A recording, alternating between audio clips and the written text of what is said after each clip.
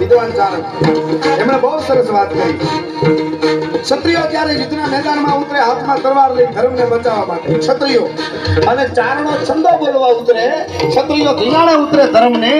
પછી દેવોને એની રીતે ગોઠવાઈ જવું એમાં દખલદારી ન કરવી જરાય એવું કે